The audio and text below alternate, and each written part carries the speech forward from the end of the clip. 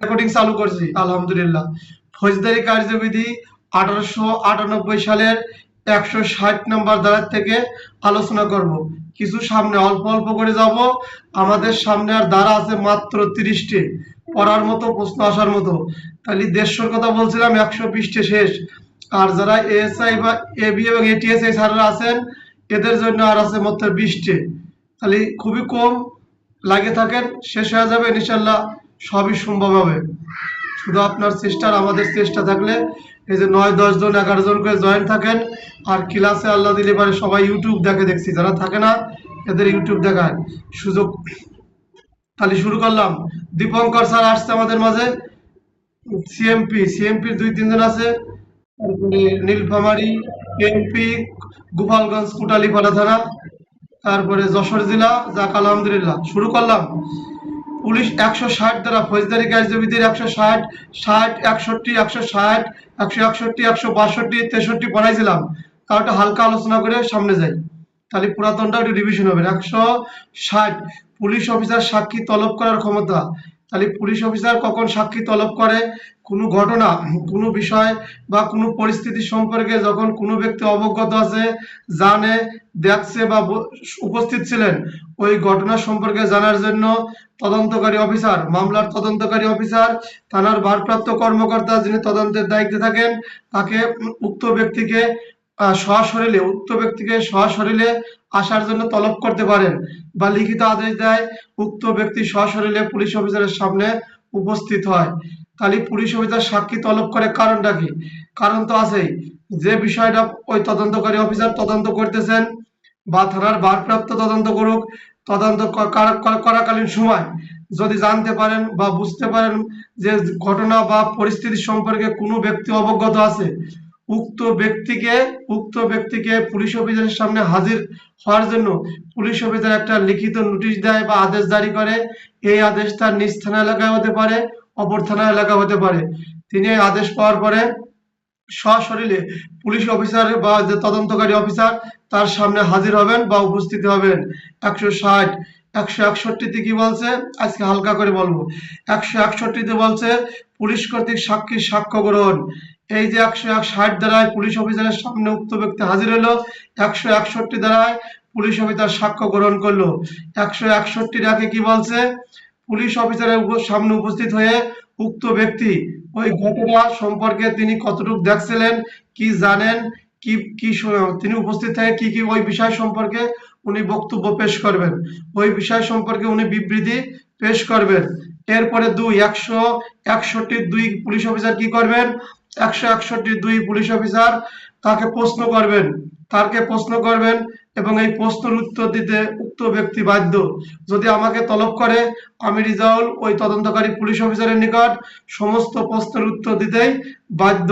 তবে 1891 সালে ব্যাংকার books act বা ব্যাংকার বুক সাক্ষ্য আইন বা ব্যাংকের হিসাব বা আমার গোপনীয় গোপনীয় অর্থনৈতিক হিসাবের লেনদেনের বিষয়ে যদি কোনো প্রশ্ন করে বা যে প্রশ্ন করলে, যার উত্তর করলে আমি ফৌজদারি অপরাধী হই, আমার জরিমানা হয়, আমার জেল জরিমানা হওয়ার সম্ভাবনা আছে, এই জাতীয় প্রশ্নের উত্তর আমি দেব না। তাহলে 161 প্রথমে ওই উক্ত ব্যক্তি পুলিশ অফিসারের সামনে হাজির হয়েছে। হাজির হওয়ার পরে ওই ঘটনা সম্পর্কে বিস্তারিত বিবরণ বলেছে। বলার পরে 2 নম্বরে কি বলছে? পুলিশ অফিসার তাকে প্রশ্ন করছে। প্রশ্ন করার পরে সমস্ত প্রশ্নের উত্তর দিতে ওই ব্যক্তি বাধ্য, ওই ব্যক্তি বা আমি রিজাউল বাধ্য। আর আমাকেই তলব করেছিল, নাম ম্যান্ডেট করেই বলি, আমাকে তলব করলেই আমি তার উত্তর দিতে বাধ্য। তাহলে এবং কোন কোন প্রশ্নের উত্তর দেওয়া যাবে না? যদি 1891 সালের ব্যাংকার বুকস অ্যাক্ট অথবা ব্যাংকের কোনো হিসাব কিতাব সংক্রান্ত প্রশ্ন করে বা এমন প্রশ্ন করছে যে প্রশ্নের উত্তর দিলে আমি ফৌজদারি অপরাধী হই, যে প্রশ্নের উত্তর দিলে আমি ফৌজদারি অপরাধী হই, দণ্ডিত হই, সম্পত্তি বাজেয়াপ্ত হতে পারে, আমার জেল জরিমানা হতে পারে, এমন প্রশ্নের উত্তর দিতে আমি বাধ্য না। যা আমাদের এই পূর্বের আইন কত? 94 এরকম কথা পড়ে আসছিলাম। তারই অংশ বেশি এখানে বলছে, নিষেধ করছে। এরপর আছে 161(3), 161(3), 161 দিন আছে। এই যে বিবৃতি আমি দিলাম, বিবৃতি আমি আমি যেমন বিবৃতি দেব, আমার কথা আমার একটা পৃষ্ঠায় লাগবে, আমার জন্য আলাদা লাগবে। হরজত যদি দুইজন থাকি তাহলে হরজতের কথা আলাদাভাবে লাগবে। ওই তদন্তকারী অফিসার বিবৃতিগুলো আলাদা আলাদা পৃষ্ঠায় লাগবে। দুই তিনজনের কথা এক পৃষ্ঠায় লেখা যাবে না। তাহলে বিবৃতি যদি একের অধিক ব্যক্তি হয় তাহলে তিনি আলাদা আলাদা পৃষ্ঠায় তা লিপিবদ্ধ করবেন। চলে গেলে এখন 162, পুলিশের নিকট প্রদত্ত বিবৃতি স্বাক্ষর করিতে হয় না। পুলিশের নিকট যে বিবৃতি দিলাম 160 দ্বারা পুলিশ অফিসার তদন্তকারী অফিসার আমাকে তলব করছিল, আমি ঘটনা পরিস্থিতি সম্পর্কে অবগত ছিলাম। 161 বলছে আমি তার সামনে উপস্থিত হয়েছি, তার বিবৃতি পেশ করছি, তিনি প্রশ্ন করছেন, প্রশ্নের উত্তর দিছি। এমন প্রশ্ন করছেন যে প্রশ্ন করার কারণে আমি ফৌজদারি, যেমন প্রশ্ন করছেন আমি ফৌজদারি অপরাধী হই, আমার সম্পত্তি বাজেয়াপ্ত হয়, আমি দণ্ডিত হই, সেই প্রশ্নের উত্তর দিতে আমি বাধ্য নই। তাহলে সেই প্রশ্নের উত্তর দিতে আমি বাধ্য নয়। আর 162 থেকে বলছে পুলিশের নিকট প্রদত্ত বিবৃতি স্বাক্ষর করতে হয় না।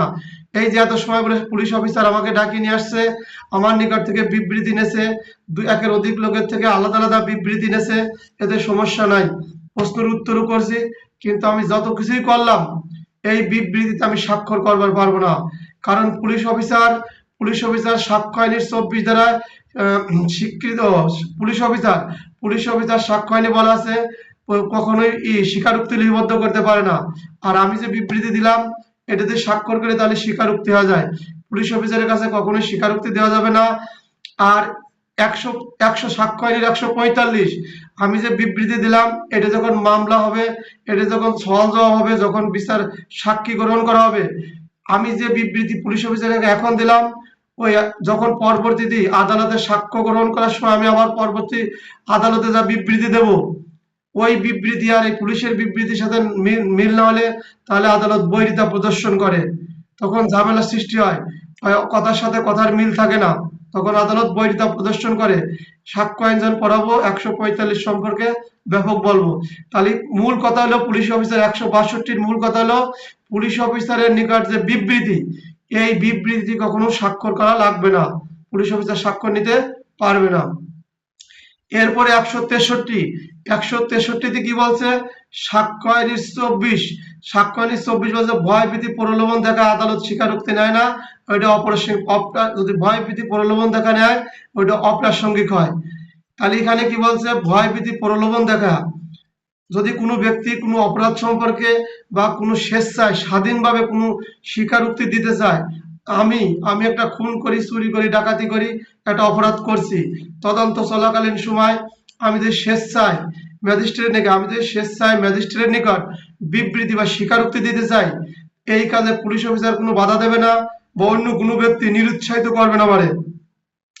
তাহলে আমি যে স্বীকৃতি দিচ্ছি, আমি আদালতের স্বীকৃতিতে রাজি হয়েছি যে আমি অপরাধ করছি, আমি যাই করছি, আমি এটা আদালতে স্বীকৃতি দেবো। 163 দ্বারা যে আমি স্বীকৃতি দেবো, এটা প্রলোভন, ভয় ভীতি প্রতিশ্রুতির মাধ্যমে দেবো না। তাহলে 163 দ্বারায় স্বীকৃতি দেয়, আমরা কয় না 164 দ্বারা করে নিয়ে আসলাম, তার পূর্বের কথা বলতেছি 163। এই স্বীকারোক্তি দেওয়ার পূর্বে পুলিশ অফিসার বা অন্য কোনো ব্যক্তি যদি স্বাধীন মতো বা তার ইচ্ছা মতো আদালতে স্বীকৃতি দিতে চায়, সেই স্বীকৃতি দেওয়ার সময় কোনো প্রকার ভয়ভীতি প্রলোভন দেখানো যাবে না এবং তাকে নিরুৎসাহিত করা যাবে না। আমি দিতে যাচ্ছি, আমি স্বাধীনভাবে এটা দেবো। এতে তদন্ত চলাকালীন সময় ঘটনা ঘটবে। কোন সময় ঘটবে? তদন্ত চলাকালীন সময়। আমি যে স্বীকৃতি বা স্বীকারোক্তি দেব, আমি যে স্বীকারোক্তি দেব, এখানে কোনো ভয় থাকবে না, প্রলোভন থাকবে না, প্রতিশ্রুতি দেবে না, আমি স্বাধীন, আমি আমার মনের ইচ্ছাতে দেব।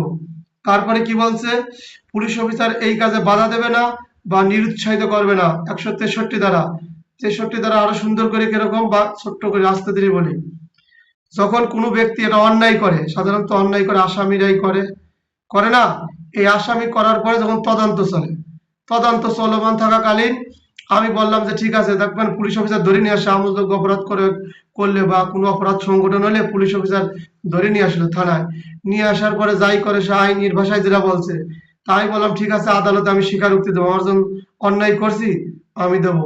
এখন কোনো পুলিশ অফিসারের ভয়ও দেব না, প্রতিশ্রুতিও দেব না, প্রলোভনও দেব না।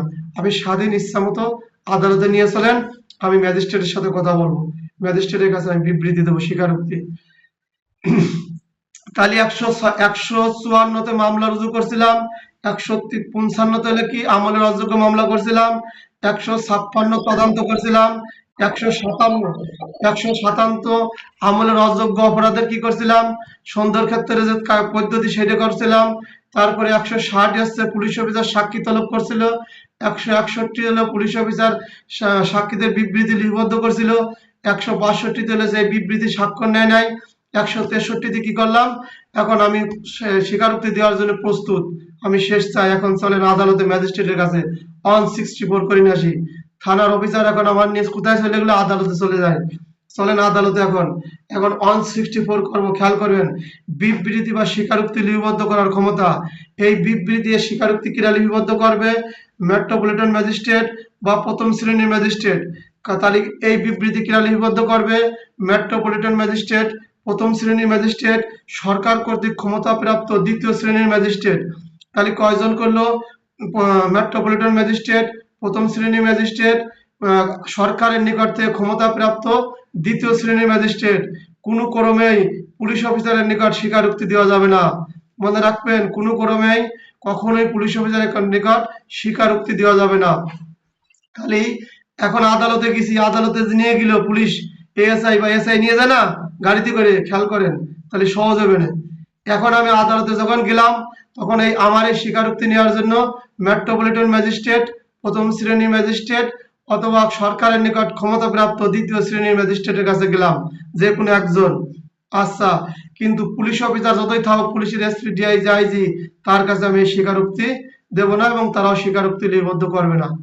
সুন্দর কথা না?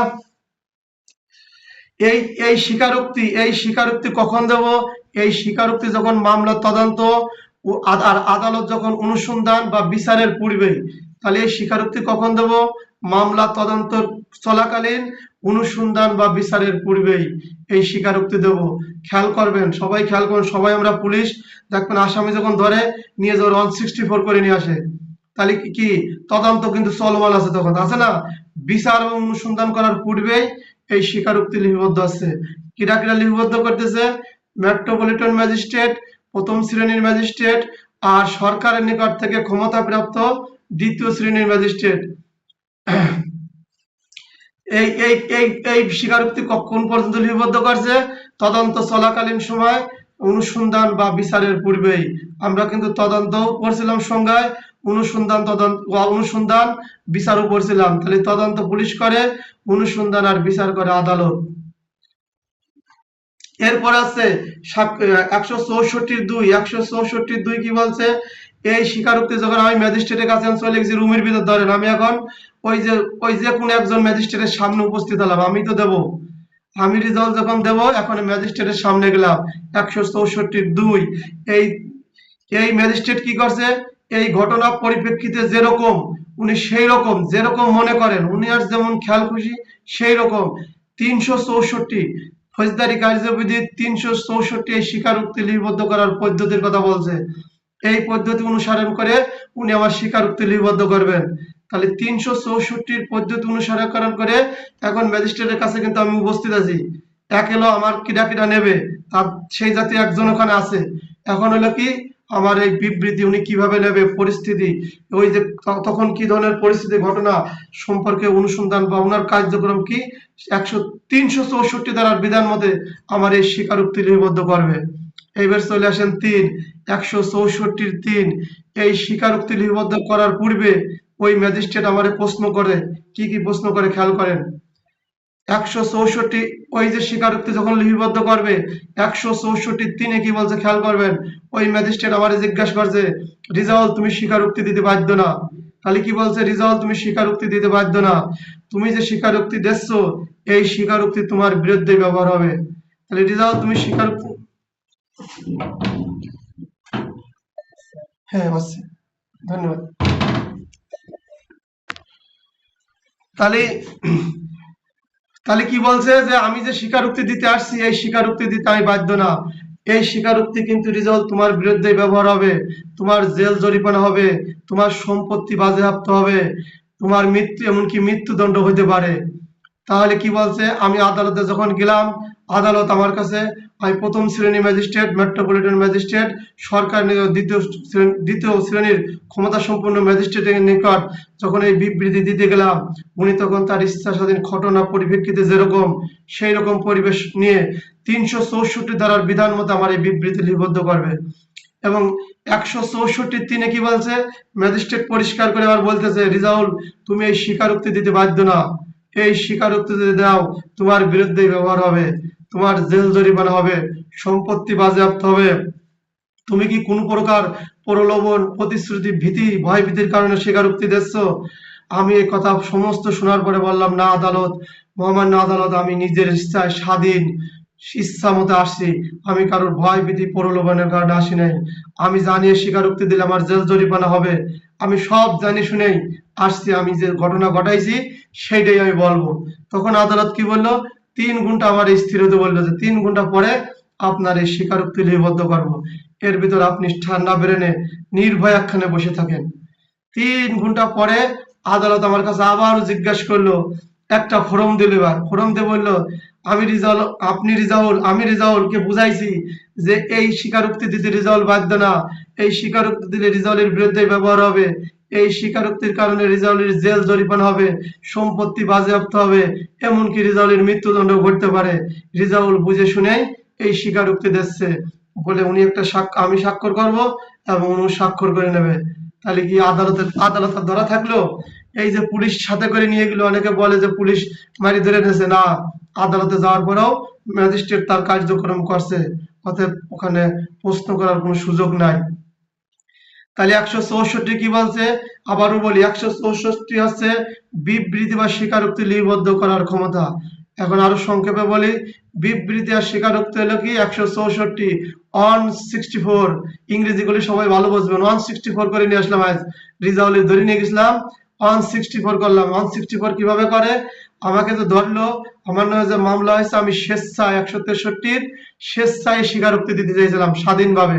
তখন পুলিশ অফিসার আমাকে কোনো প্রকার ভয় ভীতিও দেখায় নাই, কোনো লোক আমাকে নিরুৎসাহিত বা উৎসাহিত করে নাই, এটা আমি আমার ইচ্ছা মতো গেছি। তখন আমার আদালতে যাওয়ার পরে কার কাছে দ্বারগ্রস্ত হয়েছি, মেট্রোপলিটন ম্যাজিস্ট্রেট, প্রথম শ্রেণী ম্যাজিস্ট্রেট, সরকারের নিকট থেকে ক্ষমতাপ্রাপ্ত দ্বিতীয় শ্রেণী ম্যাজিস্ট্রেট, পুলিশ অফিসার ব্যতীত, এমসিকিউ পুলিশ অফিসার ব্যতীত পুলিশ অফিসারের নিকট কখনোই স্বীকারোক্তি দেওয়া যাবে না। এরপরে কি বলছে, এরপরে আমি যে ম্যাজিস্ট্রেটের কাছে গেলাম, ওই ম্যাজিস্ট্রেট তার এই ঘটনা পরিপ্রেক্ষিতে উনি যেরকম মনে করেন সেই রকম পরিস্থিতি ফৌজদারি কার্যবিধির 364 ধারার বিধান মতে এই বিষয়টা লিপিবদ্ধ করবে। আর 164 কি বলছে, ওই ম্যাজিস্ট্রেট যে স্বীকারোক্তি লিপিবদ্ধ করতেছিলেন, লিপিবদ্ধ করার সময় আমারে বুঝাই দিয়েছেন, আপনি স্বীকারোক্তি দিতে বাধ্য না, আপনি যদি এই স্বীকারোক্তি দেন আপনার জেল জরিমানা হবে, আপনার সম্পত্তি বাজেয়াপ্ত হবে, আপনার এমনকি মৃত্যুদণ্ড হতে পারে। বলার পরে একটা ফর্ম দিয়েছে, ওই ফর্মেও কথা বারবার বুঝাইছে, 3 ঘন্টা সময় দিয়েছে, খেয়াল করবেন সবাই। এমসিকিউ এই রেকর্ড করার পূর্বে স্বীকারোক্তি লিপিবদ্ধ করার 3 ঘন্টা পূর্বে সময় দেয়, 3 ঘন্টা পরে আবার জিজ্ঞাসা করে, বুঝে শুনে দেন।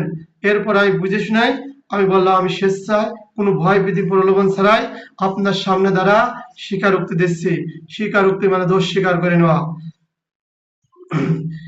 তারপরে বলছে কি, এই যে স্বীকারোক্তি দিলাম, এই স্বীকারোক্তি কার কাছে দিলাম, যে ম্যাজিস্ট্রেট স্বীকারোক্তি বা বিবৃতি গ্রহণ বা লিপিবদ্ধ করে, যে স্বীকারোক্তি, যে ম্যাজিস্ট্রেট এই স্বীকৃতি বা এই এই স্বীকারোক্তি বা বিবৃতি যে লিপিবদ্ধ করলো, এই ম্যাজিস্ট্রেট মামলা সংশ্লিষ্ট ম্যাজিস্ট্রেট হওয়ার কোনো প্রয়োজন নাই। মানে আমি যে ম্যাজিস্ট্রেটের কাছে এত সময় করে বক বক করে স্বীকারোক্তি দিলাম, ওই ম্যাজিস্ট্রেট কিন্তু আমরা মামলার বিচার করে না, অন্য দায়ের আদালতে হতে পারে, অন্য ম্যাজিস্ট্রেটের কাছে হতে পারে, এতে কোনো সমস্যা নাই। আমি ওনার কাছে স্বীকার করলাম কি ঘটনা। আমাদের পুলিশের মধ্যে যেমন 24 ঘন্টা থানা চালু থাকে, প্রত্যেক স্টেশন 24 ঘন্টার জন্য চালু না থানার কার্যক্রম, ঠিক আদালতের 24 ঘন্টা ম্যাজিস্ট্রেট বিচার কার্যক্রম করার জন্য বসে থাকে। আর হাসপাতালে 24 ঘন্টা জরুরি বিভাগ খোলা থাকে। তাহলে 24 ঘন্টার সার্ভিস আছে, আদালতও আছে, পুলিশও আছে, হাসপাতালও আছে। আর কোথায় আছে আমার জানা নাই, অবশ্যই আছে, পররাষ্ট্র মন্ত্রণালয়ে থাকে। খালি এই যে স্বীকারোক্তি আমি যখন দিতে গেলাম, এই যে আমাদের ডিউটি অফিসার যখন থাকে, ওই ডিউটি অফিসার, আর একটু সংক্ষেপে বলি, ডিউটি অফিসারের কাছে যদি কোনো লোক কোনো অভিযোগ দেয়, উনি কিন্তু তদন্ত করে না, তদন্ত করার জন্য আরেকজনের কাছে পাঠা দেয়, দেয় না?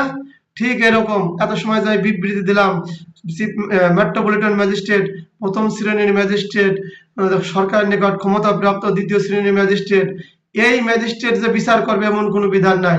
অন্য ম্যাজিস্ট্রেট করতে পারে, কিন্তু এই বিবৃতি দিলাম, এতে দেওয়ার এই বিচার করার মতো ক্ষমতা সম্পন্ন ম্যাজিস্ট্রেট হওয়ার ওনার প্রয়োজন নাই। উনি যে এই বিবৃতি লিপিবদ্ধ করছে, এতটুকু ওনার জন্য যথেষ্ট। এইবার চলে যাবে 165, 165 খেয়াল করবেন, 165 আর 166 পর্যন্ত আলোচনা করবেন ইনশাল্লাহ। 165 কি বলছে? তল্লাশি। পুলিশ অফিসার যখন বিনা পরোয়ানায় তল্লাশি করে, পুলিশ অফিসার কখন করে? বিনা পরোয়ানায় তল্লাশি, পুলিশ অফিসার কর্তৃক তল্লাশি। এই তল্লাশি কিভাবে হয় খেয়াল করেন। পুলিশ অফিসার পুলিশ অফিসার কর্তৃক তল্লাশি, এটা সাধারণত বিনা পরোয়ানায় করে। কিভাবে করে?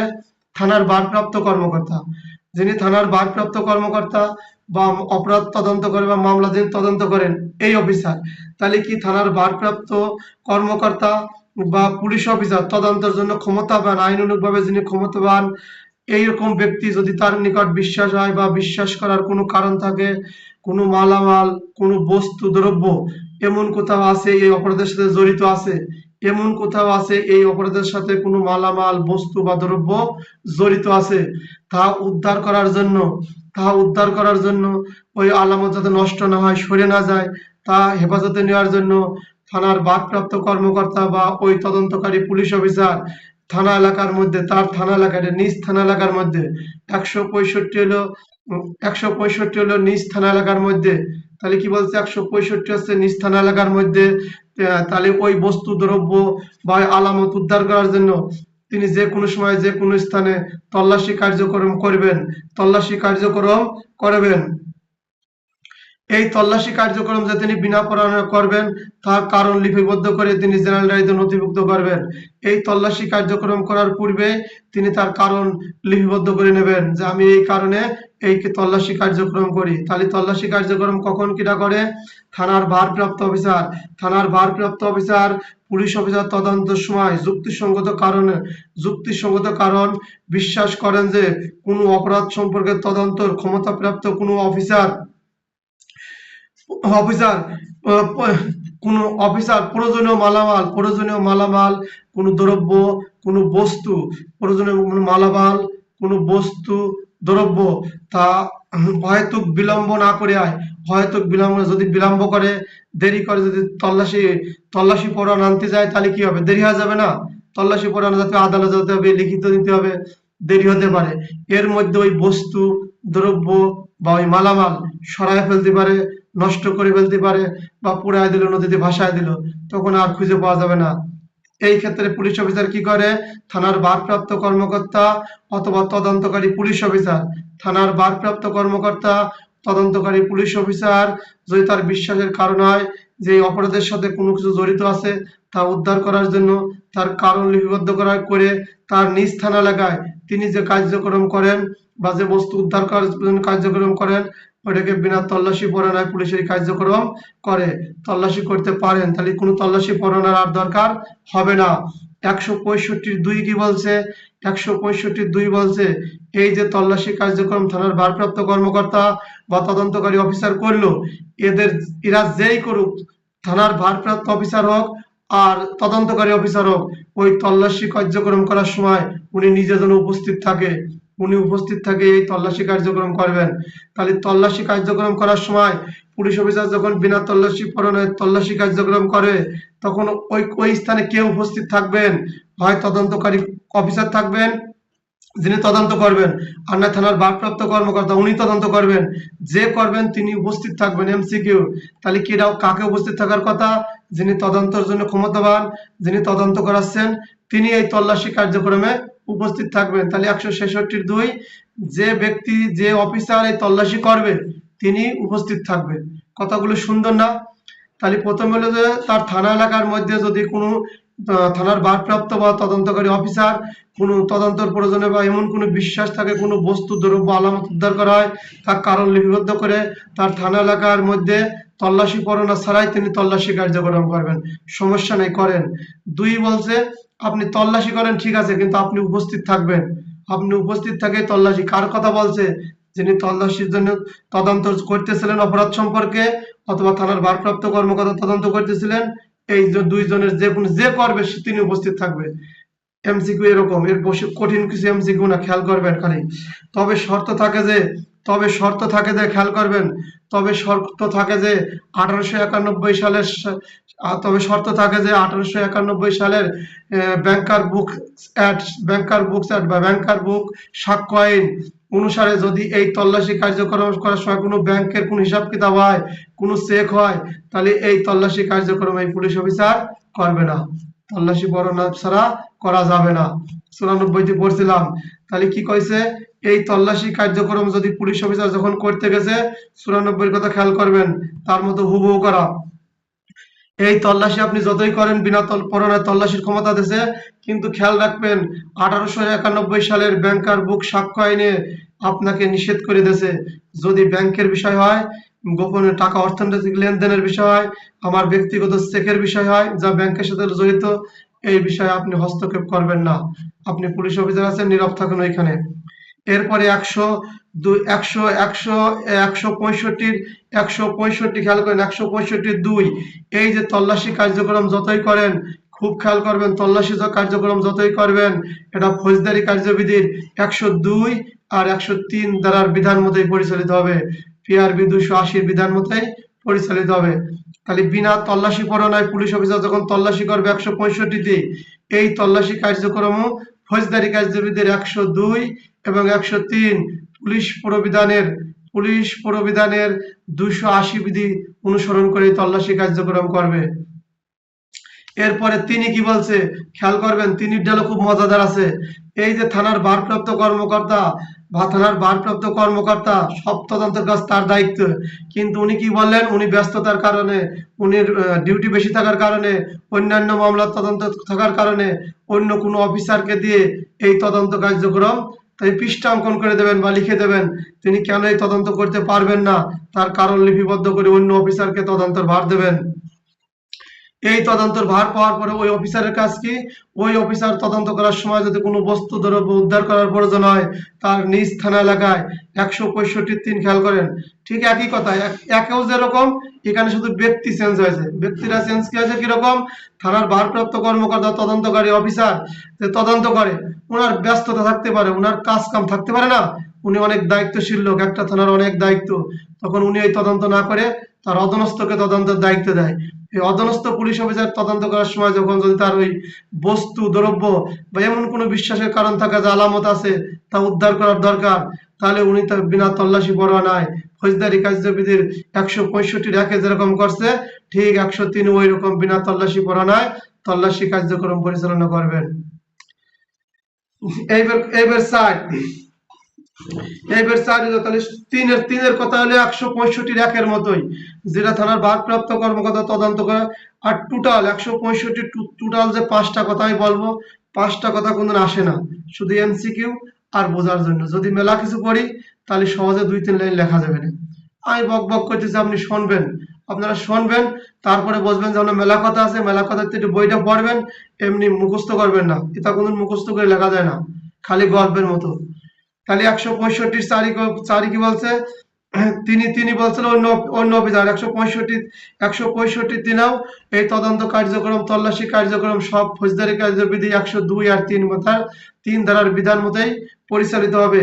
আর 5 কি বলছে, 165 বলছে এই যে তল্লাশি করলাম, ওই যে জব্দ তালিকা করে না, এই জব্দ তালিকা করে যে সব আলামত বস্তু দ্রব্য পাওয়া যায় তার একটা তালিকা তৈরি করে এই যে সমস্ত জিনিস উদ্ধার করছি ম্যাজিস্ট্রেটের কাছে নিয়ে যেতে হয়, এবং যে মালিক বা দখলদার ওই ম্যাজিস্ট্রেটের নিকট আবেদন করে যে আমার একটা কপি দেন, এই দলিলের সার্টিফাইড কপি দেন, তো ম্যাজিস্ট্রেট মনে চাইলে ইচ্ছা মতো দেবে, আর যদি তার মনে না চায় তাহলে জরিমানা বা ফি আদায় করেও ওই ওই কপি দিতে পারে। তাহলে কি ম্যাজিস্ট্রেট কি সরাসরি ওই কপি দিতে পারে? সরাসরিও দিতে পারে। আবার জরিমানা আদায় করেও বা ফির মাধ্যমেও তিনি তার ওই কপির ওই মালিক বা দখলদারের এক কপি দিতে পারে। এখন সহজ করে বলি, তাহলে 165 কি বলছে? বিনা তল্লাশি পরোয়ানায় তল্লাশি, পুলিশ তল্লাশি পরোয়ানা ছাড়াই তল্লাশি করবেন নিজ থানা এলাকায়। নিজ থানা এলাকায় কিটা কিটা করবে? থানার ভারপ্রাপ্ত কর্মকর্তা করবে, আর হচ্ছে তদন্তকারী পুলিশ অফিসার করবে।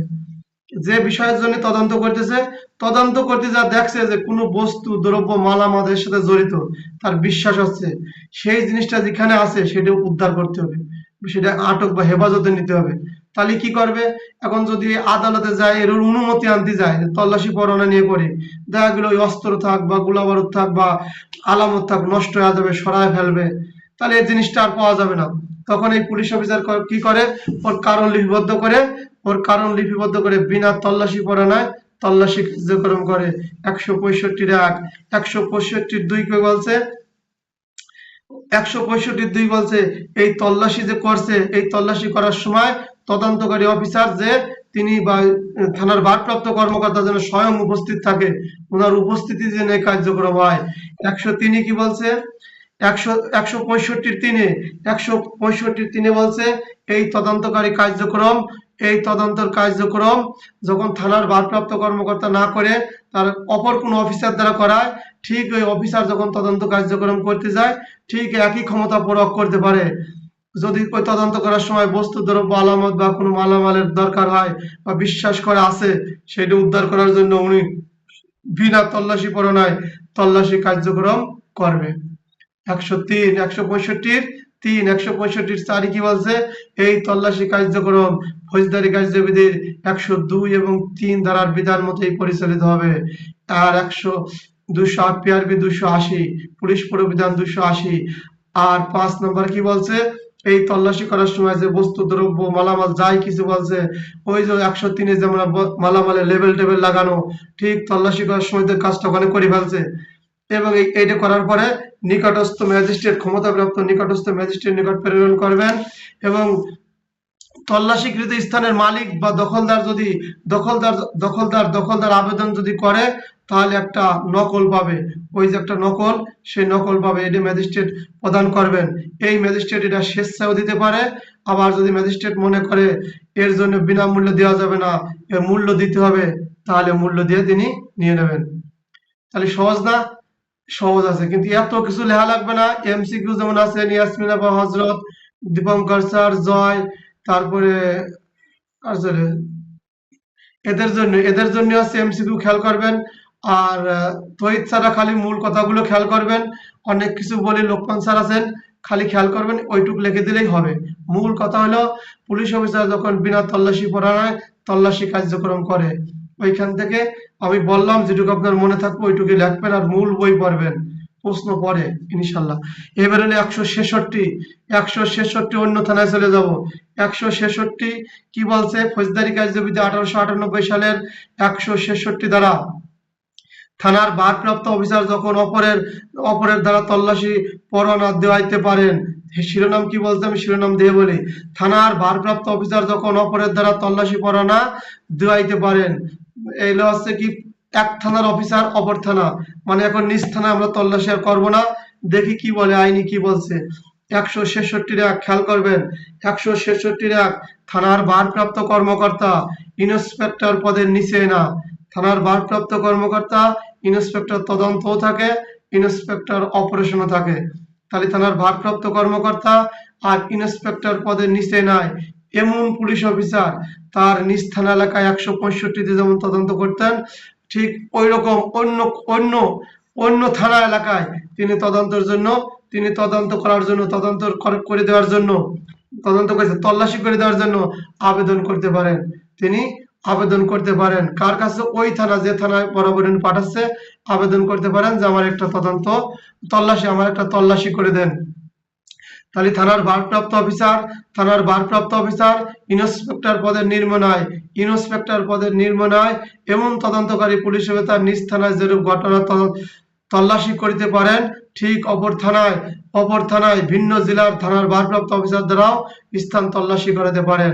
তাহলে কথাটা সুন্দর আসছে কিরকম, থানার ভারপ্রাপ্ত অফিসার অথবা ইন্সপেক্টর পদে নিম্নে নয় এমন পুলিশ অফিসার তার নিজ থানা এলাকায় যেমন 165তে তল্লাশি করছে না, ঠিক অপর থানা এলাকাও তল্লাশি করিবার জন্য করতে পারেন, অনুরোধ পাঠাতে পারেন বা তল্লাশি করাইতে পারেন। একজন আছে ঢাকা গুলশান থানায়, সে চট্টগ্রাম বাইজিৎ থানায় বললো কি, চট্টগ্রাম ঢাকা গুলশান থানার ওসি চট্টগ্রাম বাইজিৎ থানার ওসিরে বললো কি, আপনি অমুক জায়গার আমার এই জিনিসটা তল্লাশি করে উদ্ধার করে দেন। এটা বলতেই পারে। আমরা পিআরবি তো জানি পুলিশের সহায়তা করে কাজের, এটা তো একটা অংশ বিশেষ। পিআরবি যখন পড়বো সেদিন বলবানে। তাহলে এই পুলিশ অফিসার থানার ভারপ্রাপ্ত, এইটা কিন্তু এসআই হবে না, ইন্সপেক্টরের নিচে হবে না। এক থানা যখন আরেক থানায় তল্লাশি করাবে তখন এই পদের র্যাঙ্কের সর্বনিম্ন পদমর্যাদা কি, ইন্সপেক্টরের নিম্নে নয়। এগুলো এমসিকিউ কার নিচে নয়, এমসিকিউ নিচে নয়। কিভাবে তল্লাশি করবে, নিজ থানা এলাকায় যেমন 165তে করতো, ঠিক অপর থানায় 165 ধারা মতোই তল্লাশি কার্যক্রম পুলিশ অফিসার করাতে পারে। এইবার চলে আসেন 2। এই যে থানা গুলশান থানার ওসি ওই যে বাইজিৎ থানায় যে পাঠাইলো, এই বাইজিৎ থানার ওসি কি করছে, ওই আবেদন পাওয়ার পরে ওই তল্লাশি কার্যক্রম করে ওই মালামাল উদ্ধার করে ফেলাইছে। এই মালামাল উদ্ধার করে উনি কি করবে, ওই মালামাল উদ্ধার করার পরে ওই ওসির কাজ হলো কি, এই গুলশান থানার ওসির বরাবর পাঠানো, যে থানা এই আবেদন করছিল বা যে তদন্তকারী অফিসারে আবেদনটা করছিল, যে ইন্সপেক্টর আবেদন করছিল, সেই থানার ইন্সপেক্টরের নিকট ওই মালামাল বস্তু দ্রব্য পাঠা দেবে। তাহলে সহজ না? তাহলে গুলশান থানার ওসি বা ইন্সপেক্টর চট্টগ্রামের বাইজিৎ থানার ওসির কাছে পাঠাইছিল কি, তল্লাশি করে দেওয়ার জন্য। অস্ত্র হোক, বস্তু হোক, দ্রব্য হোক, তিনি তল্লাশি করছে, করার পরে কি বলছে, ওই বস্তু দ্রব্য পাওয়া গেছে 166(2)। বস্তু পাওয়ার পরে ওই পুলিশ অফিসার, ওই বাইজিৎ থানার পুলিশ অফিসার ঢাকা গুলশান থানার পুলিশ অফিসারের নিকট ওই বস্তু দ্রব্য পাঠায় দিয়েছে, যে আপনার এই আবেদন করছিলেন, আমরা এই তল্লাশি করে দিছি, এই যে নেন আপনার মালামাল উদ্ধার করে দিছি, সেই তালিকা পাঠায় দিয়েছে। এবার হলো 103, ভুল করেছে, 166(3). 166(3) বলছে কি, এক খেয়াল করেন, 166(3) থানার ভারপ্রাপ্ত অফিসার দ্বারা তল্লাশিকৃত, খেয়াল করবেন, থানার ভারপ্রাপ্ত অফিসার দ্বারা তল্লাশি করাইতে গেলে, এই যে গুলশান থানার ওসি যখন ওই বাইজিৎ থানার ওসি থানার ভারপ্রাপ্ত যে তল্লাশি করতে গেছে, তখন এই তদন্তকারী অফিসারের মনে হয়েছে যদি তদন্ত করতে যাই, এরকম কাগজ তালাচালি করতে যাই, তাহলে কি হবে, ওই বস্তু দ্রব্য ওই মালামালটা সরায় ফেলতে পারে, ওই বস্তু দ্রব্য মালামাল সরায় ফেলতে পারে। খেয়াল করবেন 103, এই গুলশান থানার ওসি তদন্ত বা এই যে তদন্তকারী অফিসার, তখন উনি আর ওই অনুরোধ পত্র পাঠায় না, উনি সরাসরি বাইজিৎ থানায় চলে গেছে। এটা কিন্তু তল্লাশি পরোয়ানা ছাড়াই চলে গেছে কোথায়, ওই বাইজিৎ থানায় চলে গেছে। ওই বাইজিৎ থানায় যা ওই বস্তু দ্রব্য উদ্ধার করে ফেলাইছে, কি করছে, ওই বস্তু দ্রব্য উদ্ধার করে ফেলছে। এই গুলশান থানার ইন্সপেক্টর নিম্নে নয় এরকম অফিসার যে ওখানে তল্লাশি করে ফেলাইছে, তল্লাশি করে ওই বস্তু দ্রব্য উদ্ধার করছে। এখন কি হবে,